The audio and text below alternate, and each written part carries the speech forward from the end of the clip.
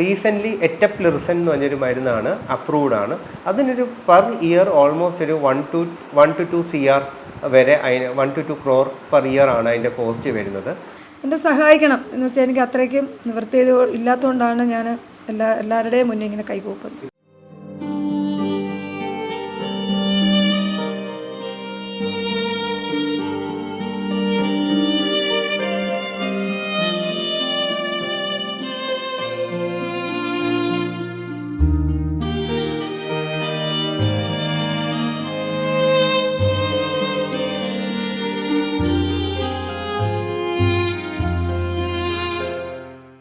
എൻ്റെ പേര് ലത, എൻ്റെ മോൻ്റെ പേര് ബിജിൻ.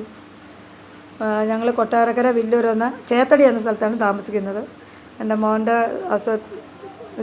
അസുഖത്തെക്കുറിച്ച് പറയാൻ വേണ്ടിയാണ് ഞങ്ങളിപ്പം നിങ്ങളുടെ മുന്നിലേക്ക് വരുന്നത്. എൻ്റെ കുഞ്ഞിനെന്ന് പറഞ്ഞാൽ എൻ്റെ കുഞ്ഞ് ആദ്യമേ മോൻ നടന്നു പോകുന്ന പോക്കിനെ അങ്ങ് വീഴുക. അപ്പോൾ കുറേ നാൾ അങ്ങനെ വീഴും ഞങ്ങളത്ര കാര്യമാക്കിയില്ല. പിന്നെ ഞങ്ങൾ ആശുപത്രിയിലൊക്കെ കൊണ്ടുപോയി, കൊട്ടാരക്കര കൊണ്ടുപോയി, വിജയാസി കൊണ്ടുപോയി. പിന്നെ ഞങ്ങളുടെ വീടിൻ്റെ അടുത്തുള്ളൊരു ചേച്ചി പറഞ്ഞു കൊട്ടിയായം കിംസിലൊന്ന് കൊണ്ട് കാണിക്കാൻ പറഞ്ഞു. ഞങ്ങൾ അവിടെ കാണിച്ചുകൊണ്ടിരുന്നപ്പോഴാണ് ഞങ്ങൾ പറഞ്ഞു ജനിതക ടെസ്റ്റ് നമ്മളൊരു ടെസ്റ്റ് നടത്തണം, ഈ അസുഖം എന്താണെന്ന് നമുക്ക് കണ്ടുപിടിക്കണം. അങ്ങനെ കുറേ നാൾ ഞങ്ങൾ കുഞ്ഞിനെ ചികിത്സിച്ച് എന്നിട്ടും ഇത് കണ്ടുപിടിച്ചില്ല. പിന്നാണ് ഈ ടെസ്റ്റ് ചെയ്ത് കഴിഞ്ഞപ്പോഴാണ് ഇന്ന രോഗമാണ്, നരമ്പ് ഇങ്ങനെ പിന്നെ കട്ടിയാവുന്നത്, ബ്ലഡ് ഓട്ടം നിൽക്കുക എന്നൊക്കെ അറിയുന്നത്. അതിൽ കുറേ പൈസയൊക്കെ ഞങ്ങൾക്ക് ചിലവായി. ഞങ്ങളുടെ സാമ്പത്തികമായിട്ടൊക്കെ ഞങ്ങൾ ഇച്ചിരി പുറമോട്ടാണ്. പിന്നെ കുഞ്ഞിനെ മോന് പഠിക്കുന്നതാണ്, 3ാം ക്ലാസ്സിലാണ് മോൻ പഠിക്കുന്നത്. അവൻ്റെ ചികിത്സയ്ക്ക് വേണ്ടിയാണ് ഞങ്ങൾ മുന്നിട്ട് എല്ലാവരോടും യാചിക്കുകയാണ്. ഇപ്പം ഞങ്ങൾ ബാംഗ്ലൂരാണ് അതിൻ്റെ ചികിത്സ. ഇപ്പം കേരളത്തിലതില്ല. ഇപ്പം ഞങ്ങൾക്ക് അവിടെ പോകണമെങ്കിലും പൈസ പ്രശ്നമാണ്. അവിടെ ആദ്യത്തെ ട്രിപ്പ് പോയി അവൻ്റെ ട്രീറ്റ്മെൻറ്റൊക്കെ പകുതിയൊക്കെ കഴിഞ്ഞപ്പോൾ ഡോക്ടർ പറഞ്ഞത് കുറച്ച് ഇത്ര രൂപയാണെന്ന് പറഞ്ഞാൽ ഞങ്ങളിപ്പോൾ അത് കോടികളെന്നൊക്കെ പറയുന്നത്. പക്ഷെ അത്രയൊന്നും ഞങ്ങൾക്ക് എടുക്കാനും ഞങ്ങൾക്ക് അതിനുള്ള സാമ്പത്തികമൊന്നുമില്ല. 2 മക്കളുണ്ട്. ഒരാൾ 7ാം ക്ലാസ്സിൽ പഠിക്കുന്നു. ഈ മോന് ഞങ്ങളുടെ വീടിൻ്റെ അടുത്തൊരു സ്കൂളിലാണ് പഠിക്കുന്നത്. പക്ഷേ മോനെ എനിക്ക് സ്കൂളിൽ വിടണം, പഠിപ്പിക്കണം. കുഞ്ഞിന് ഒരു ജീവിതം വേണ്ടേ? അവൻ്റെ വളർച്ച ഇതാണ്. 8 വയസ്സേ ഉള്ളൂ. ഓടിച്ചാടി നടക്കേണ്ട കുഞ്ഞാണ്. ഇപ്പം എൻ്റെ വീടിൻ്റെ സ്റ്റെപ്പ് പോലും എൻ്റെ കുഞ്ഞിന് കയറി ഇറങ്ങാൻ പറ്റാത്ത അവസ്ഥയാണ്. അവനെ പിടിച്ചുകൊണ്ടാണ് ഞങ്ങൾ പോകുന്നത്. അവന് ഇരിക്കാനും നമ്മളിപ്പം കട്ടിലെ കൊണ്ട് കയറി കിടത്തണമെന്ന് പറഞ്ഞാൽ ഞങ്ങൾ കയറ്റി കൊണ്ട് കിടത്തും. അവൻ തന്നെ ഒരു ബാഗ് എടുക്കാനൊന്നും പറ്റത്തില്ല. എന്തോ എല്ലാവരും എൻ്റെ കുഞ്ഞിന് വേണ്ടി ഹൃദയപൂർവ്വം സഹായിക്കണമെന്ന് എനിക്ക് പറയാനുള്ളൂ. എൻ്റെ മോന് ഈ അസുഖം കണ്ടുപിടിച്ചത് ഈ ജനിതക ടെസ്റ്റ് കൊണ്ടുള്ളൊരു ടെസ്റ്റാണ്. ഈ ടെസ്റ്റ് തന്നെ എനിക്ക് ചെയ്യണമെന്നാണ് ഡോക്ടർ പറഞ്ഞത്. പക്ഷേ ആ ടെസ്റ്റ് ചെയ്യാനുള്ള സാമ്പത്തികമൊന്നും എൻ്റെ കയ്യിൽ ഇല്ലാത്തതുകൊണ്ട് ഞങ്ങളത് ചെയ്തില്ല. പക്ഷേ എൻ്റെ മോൻ്റെ തുടർ ചികിത്സയ്ക്ക് എൻ്റെ ടെസ്റ്റ് ചെയ്താലേ എൻ്റെ കുഞ്ഞിന് ചികിത്സയുള്ളൂ.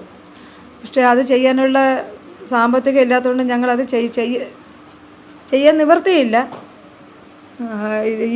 ഇത് ചെയ്യാനുള്ള ഈ ടെസ്റ്റ് ചെയ്യാൻ ആരെങ്കിലും എന്നെ സഹായിച്ച അത്ര നല്ലതെന്നാണ് ഞാൻ പറയുന്നത്. എന്നെ സഹായിക്കണം എന്ന് വെച്ചാൽ എനിക്ക് അത്രയ്ക്കും നിവൃത്തി ഇല്ലാത്തതുകൊണ്ടാണ് ഞാൻ എല്ലാവരുടെയും മുന്നേ ഇങ്ങനെ കൈകൂപ്പുന്നത്.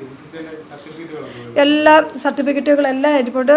പിന്നെ തിരുവനന്തപുരം കിംസിലാണ് ആദ്യം ചികിത്സിച്ച്, അതിൻ്റെ സർട്ടിഫിക്കറ്റ് ഉണ്ട്. പിന്നെ ഉള്ളത് ഇപ്പം ബാംഗ്ലൂരിലെയാണ്. ഇപ്പോൾ ബാംഗ്ലൂരിൽ പോകണമെങ്കിലും എൻ്റെ ഈ ടെസ്റ്റ് നടത്തിയാലേ പോകാൻ പറ്റും. പക്ഷേ അത് ചെയ്താൽ മാത്രമേ എൻ്റെ കുഞ്ഞിനെ തുടർ ചികിത്സയുള്ളൂ. അത് ചെയ്യാൻ കൊണ്ട് ഇപ്പോൾ എനിക്കൊരു നിവൃത്തിയില്ല. ഇപ്പം മോന് തന്നെ കസേരയുടെ വലിയൊരു തുകയാവും. അത് എന്നെ കണ്ടെത്താൻ കഴിഞ്ഞിട്ടില്ല. ഇതെല്ലാം കൂടെ ആകുമ്പോൾ ഭാരം, ഒരാളെ മാത്രം വരുമാനം കൊണ്ടാണ് ഞങ്ങൾ ഈ കുഞ്ഞിനെ ചികിത്സിക്കുന്നത്. ഞാൻ ജോലിക്ക് പോകുന്നില്ല, എൻ്റെ കുഞ്ഞുങ്ങളെ നോക്കി ഞാൻ വീട്ടിൽ. ഇപ്പം എൻ്റെ കുഞ്ഞിനെ തന്നെ എനിക്ക് സ്കൂളിൽ വിടാൻ പറ്റത്തില്ല, ഞാനില്ലാതെ പറ്റത്തില്ല. അപ്പം ഇതിനു വേണ്ടി എന്നെ എത്രയും പെട്ടെന്ന് സഹായിച്ചാൽ എനിക്ക് ഈ ടെസ്റ്റ് എടുക്കാൻ പറ്റും.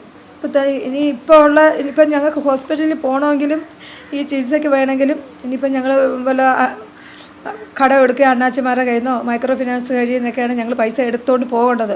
ഇപ്പോൾ അടുത്ത മാസം 21-നാണ് ഞങ്ങൾക്ക് ഹോസ്പിറ്റലിൽ പോകേണ്ടത് മോനെയും കൊണ്ട്. പക്ഷേ ഇതുവരെ ഞങ്ങളുടെ കയ്യിൽ പോകാനുള്ള പൈസയൊന്നും ആയിട്ടില്ല.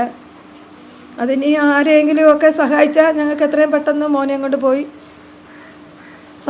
ചെയ്യാം. ബാംഗ്ലൂരിൽ നിന്ന് ഞങ്ങൾ പോയപ്പോൾ ഡോക്ടർ ഞങ്ങൾക്ക് എഴുതി തന്നതാണ്.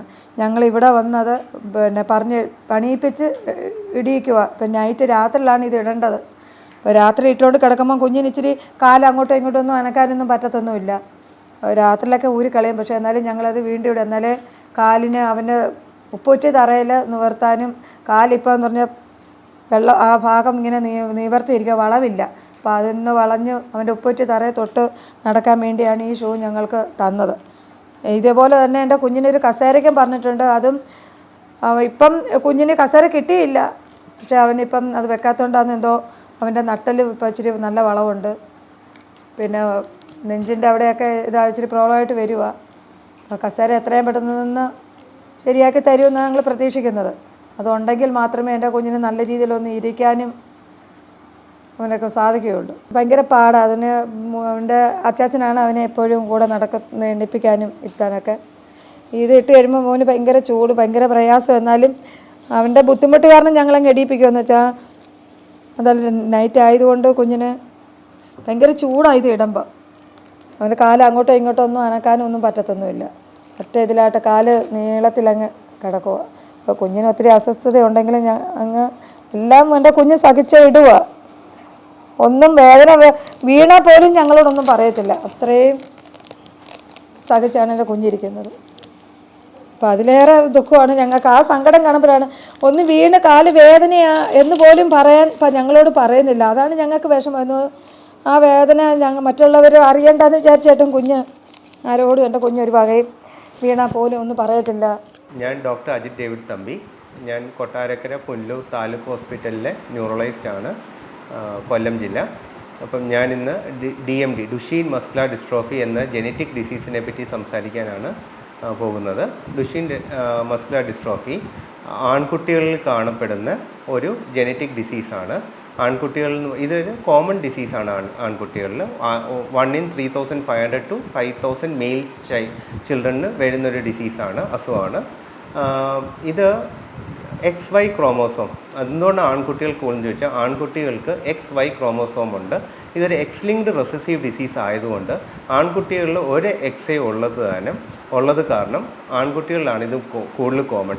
ഗേൾസിൽ ഇത് കാരിയർ സ്റ്റേജായിട്ട് പോകും. അതായത് 2 X ഉണ്ട്, അതിൽ ഒരു X ഡിഫക്റ്റീവ് ആണെങ്കിൽ മറ്റൊരു X വർക്കിംഗ് ആയിരിക്കും. അപ്പം അവർ 50% കാരിയേഴ്സ് ആയിരിക്കും. അവർ ഡിസീസ് മാനിഫെസ്റ്റ് ചെയ്യില്ല.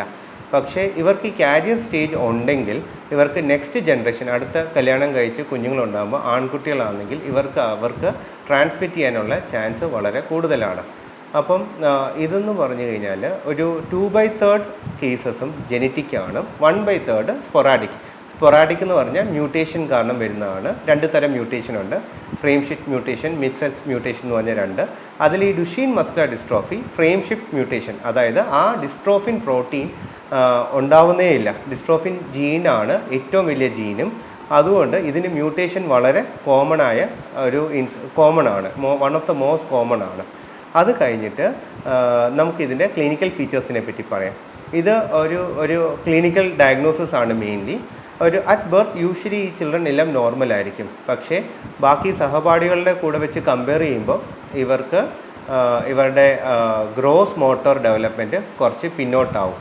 യൂഷ്വലി ബൈ ഒരു 18 months ഒക്കെ ആകുമ്പോഴാണ് ഇത് കാണാൻ മാനിഫെസ്റ്റായി വരുന്ന ഈ ഡിസീസ്.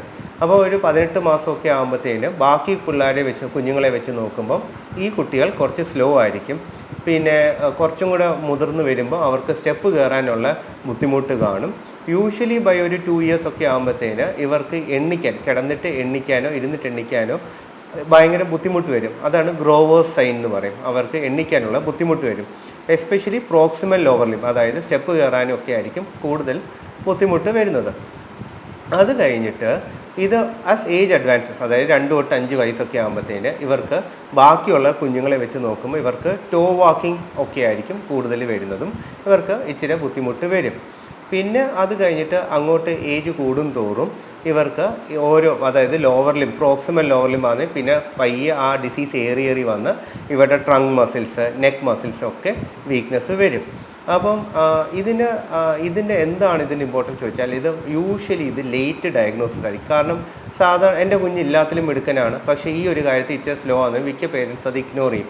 പക്ഷേ അത് ബേസിക്കലി ഒരു ചെറിയ ടെസ്റ്റുകൾ ചെയ്ത് കഴിഞ്ഞാൽ, like CP, creatine kinase, CK, ഇത് ചെയ്ത് കഴിഞ്ഞാൽ തന്നെ നമുക്ക് മിക്കപ്പോഴും ഇത് കണ്ടുപിടിക്കാൻ പറ്റുന്നതായിരിക്കും. കാരണം അത് തൗസൻഡ്സിലായിരിക്കും, ഗ്രോസ്ലി എലിവേറ്റഡ് ആയിരിക്കും. ഇല്ലെങ്കിൽ ചില കുട്ടികൾക്ക് ലിവർ ഫങ്ഷൻ ടെസ്റ്റ് ചെയ്യുമ്പോൾ അവർക്കൊരു ചെറിയ SGOT, SGPT എന്ന് പറയുന്ന 2 ടെസ്റ്റുകൾ ചിലപ്പോൾ എലിവേറ്റഡ് ആയിരിക്കും. അത് കൺഫേം ചെയ്യാൻ നമ്മൾ GGT, ഗാമ ഗ്ലൂട്ടമൈൽ ട്രാൻസ്ഫറേസ് എന്ന ടെസ്റ്റും കൂടെ സപ്ലിമെൻറ്റ് ചെയ്താൽ മാത്രം മതി. ഇതിൻ്റെ ക്ലിനിക്കൽ ഫീച്ചേഴ്സ് എന്ന് പറയുമ്പോൾ ബാക്കി ക്ലിനിക്കൽ ഫീച്ചേഴ്സ് എന്ന് പറയുമ്പോൾ ഇവർക്ക് ഒരു ആംബുലേഷൻ കഴിഞ്ഞിട്ട് ഇവർ ഒരു 8 to 10 years ഒക്കെ ആകുമ്പോഴത്തേന് ഇവർ വീൽ ചെയർ ബൗണ്ട് ആവും. ഒരു ഏർലി ടീൻസ്, അതായത് 13-14 ഒക്കെ ആകുമ്പോഴത്തേന് ഇവർക്ക് അപ്പർ ലിം വീക്ക്നെസ് വരും. കുറച്ചും കൂടെ ഒരു ലേറ്റ് ടീൻസ് ഒക്കെ ആകുമ്പോഴത്തേന് യൂഷ്വലി നമ്മൾ ഇന്ത്യൻ സിനാരിയോയിൽ അവർ മരണത്തിന് കീഴടങ്ങും. അപ്പം ഇതിന് നമ്മൾക്ക് ചെയ്യാൻ പറ്റുന്നത്, അപ്പോൾ ഈ ഡയഗ്നോസിസ് ആണ് ഏറ്റവും ഇമ്പോർട്ടൻറ്റ്. കാരണം ഇതിൽ പലപ്പോഴും വേറെ കുറച്ചും കൂടെ ലെസ് സിവിയർ ഡിസ്ട്രോഫീസ് ഉണ്ട്, ബെക്കേഴ്സ് മസ്കുലർ ഡിസ്ട്രോഫി. അപ്പം ഡയഗ്നോസിസ് കറക്റ്റ് ആണെങ്കിൽ നമുക്ക് ട്രീറ്റ്മെൻറ്റും അതനുസരിച്ച് നമുക്ക് കുറച്ച് മോഡുലേറ്റും ടൈട്രേറ്റും ചെയ്യാൻ പറ്റും. അപ്പം ഇതിന് മെയിൻ അപ്പം ഡയഗ്നോസിസ് എങ്ങനെയാണെന്ന് ചോദിച്ചാൽ, നമുക്ക് ഇപ്പം ശ്രീചിത്രയിലും അല്ലെങ്കിൽ നിംഹാൻസിലൊക്കെ മസിൽ ബയോപ്സി ഉണ്ട്. അപ്പം നമുക്ക് ഈ CK ക്രിയാറ്റിൻ കൈനേസ് എലിവേറ്റഡ് ആണ്, തൗസൻഡ്സിലുണ്ടെങ്കിൽ നമ്മൾ ഒരു മസിൽ ബയോപ്സി പ്രോപ്പറായിട്ട് എടുത്തിട്ട് അതിന് നമ്മൾ ശ്രീചിത്ര, നിംഹാൻസ് പോലുള്ള സ്ഥലങ്ങളോട്ട് വിടണം. പക്ഷേ ഇതേ ഉള്ളൂ, അത് ഒത്തിരി ഡിലേ ആവില്ല. കാരണം ഡിലേ ആയിക്കഴിഞ്ഞാൽ മൈക്രോസ്കോപ്പിൽ കാണുന്ന ഫൈൻഡിങ്സ് ഒക്കെ നമുക്ക് വ്യത്യാസം വരും, കിട്ടത്തില്ല. അപ്പം ബെറ്റർ ഈ പറയുന്ന പോലെ അവർക്ക് നമ്മൾ ആസ് സൂൺ ആസ് പോസിബിൾ നമ്മൾ നിംഹാൻസിലോട്ടോ അല്ലെങ്കിൽ ശ്രീചിത്രയിലോട്ടോ മൈക്രോസ്കോപ്പിക്ക് വിടണം. പിന്നെ ഇപ്പം ജെനറ്റിക് അനാലിസിസ് ചെയ്യാറുണ്ട്.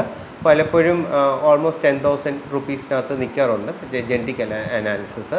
അത് നമ്മൾ ഈ പറയുന്ന പോലെ ഫ്രെയിംഷിപ്പ് മ്യൂട്ടേഷൻ, ഡിലീഷൻ, ഡ്യൂപ്ലിക്കേഷൻ ഇതൊക്കെ നോക്കാൻ വേണ്ടിയിട്ടാണ്.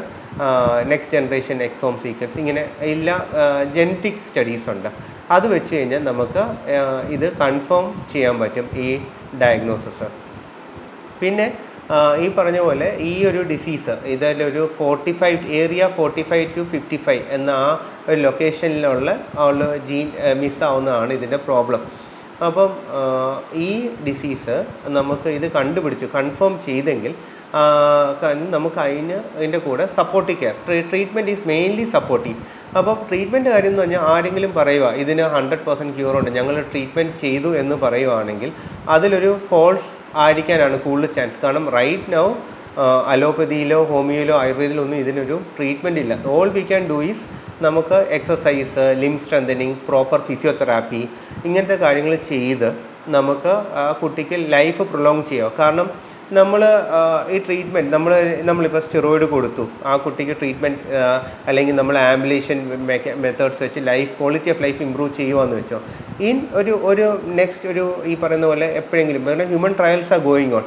അപ്പോൾ ഓൾറെഡി ഇപ്പം മരുന്നുകൾ അപ്രൂവായി വരുന്നുണ്ട്. നമുക്ക് അതിന് ട്രീറ്റ്മെൻറ്റ് കൊടുത്താൽ ഇൻ ഫ്യൂച്ചർ നമുക്ക് ഡെഫിനറ്റായിട്ട് ഇതിനൊരു ഇമ്പ്രൂവ്മെൻറ്റ് വരാനുള്ള ചാൻസ് നല്ലതായിട്ടുണ്ട്. അപ്പം വേറെ കാര്യങ്ങൾ എന്ന് പറഞ്ഞാൽ ഈ കുട്ടികൾക്ക് വേറെ ക്ലിനിക്കൽ ഫീച്ചേഴ്സ്, അതായത് ഈ ഡിസ്ട്രോഫിൻ ജീൻ ഹാർട്ടിലും എക്സ്പ്രസ് ചെയ്യും.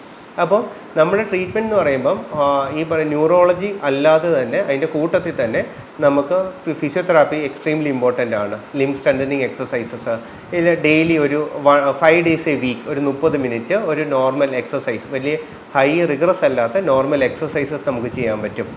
പിന്നെ ഈ പറഞ്ഞ ഹോം അസിസ്റ്റിംഗ് ഡിവൈസസ്, നടക്കാനുള്ള അസിസ്റ്റ് ഡിവൈസസ് കൊടുക്കാം. സ്ട്രെങ്തനിങ് എക്സസൈസസ് ചെയ്യാൻ പറ്റും, ലിം സ്ട്രെങ്തനിങ് എക്സസൈസസ് നമുക്ക് ചെയ്യാൻ പറ്റും. പിന്നെ ഇവർക്ക് ലോർഡോസസ് എന്ന ഫീച്ചർ ഉണ്ട്, നട്ടൻ്റെ വളവ്. അപ്പം അതൊക്കെ നമുക്ക് കറക്റ്റ് ചെയ്യാനും ഉള്ള ഇപ്പോഴത്തെ ഫിസിയോതെറാപ്പി വഴി നമുക്ക് പറ്റും. പ്ലസ് ബാക്കി സിസ്റ്റം ഇൻവോൾവ്മെൻറ്റ്, കാർഡിയാക്ക് വന്നു കഴിഞ്ഞാൽ ഇവർക്ക് ഡൈലേറ്റഡ് കാർഡിയോമയോപ്പതി, ഹാർട്ടിൻ്റെ മതിലുകൾക്ക് വീക്കം വരും.